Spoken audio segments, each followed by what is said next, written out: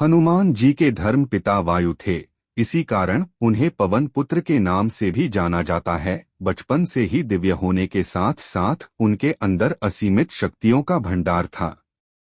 बालपन में एक बार सूर्य को पका हुआ फल समझकर उसे खाने के लिए उड़कर जाने लगे। उसी समय इंद्र ने उन्हें रोकने के प्रयास में वज्र से प्रहार कर दिया। वज्र के प्रहार के कारण बालक हनुमान की ठुड्डी टूट गई और वे मूर्छित होकर धरती पर गिर गए। इस घटना से कुपित होकर पवन देव ने संसार भर में वायु के प्रभाव को रोक दिया, जिसके कारण सभी प्राणियों में हाहाकार मच गया।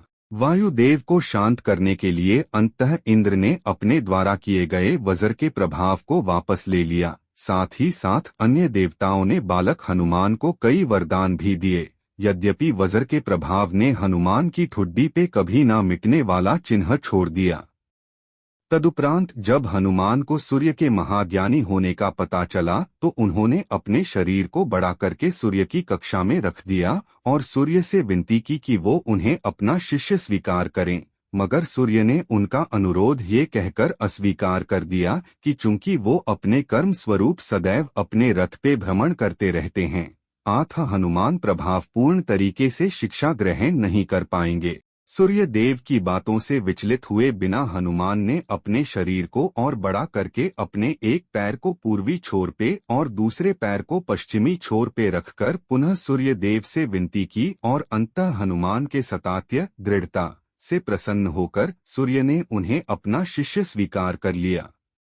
तदोपरांत हनुमान ने सूर्य देव के साथ निरंतर भ्रमण करके अपनी शिक्षा ग्रहण की। शिक्षा पूर्ण होने के उपरांत हनुमान ने सूर्य देव से गुरुदक्षिणा लेने के लिए आग्रह किया, परंतु सूर्य देव ने ये कहकर मना कर दिया कि तुम जैसे समर्पित शिष्य को शिक्षा प्रदान करने में मैंने जिस आनंद की अनुभूति की है वो किसी गुरुदक्षिणा से कम नहीं है।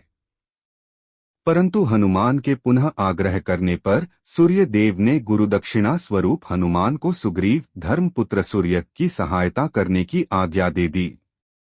हनुमान के इच्छानुसार सूर्य देव का हनुमान को शिक्षा देना सूर्य देव के अनंत, अनादि, नित्य, अविनाशी और कर्मसाक्षी होने का वर्णन करता है। हनुमान जी बालपन में बहुत नटखट थे।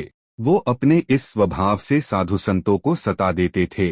बहुधा वो उनकी पूजा सामग्री और आदि कई वस्तुओं को छीन झपट लेते थे। उनके इस नटखट स्वभाव से रुष्ट होकर साधुओं ने उन्हें अपनी शक्तियों को भूल जाने का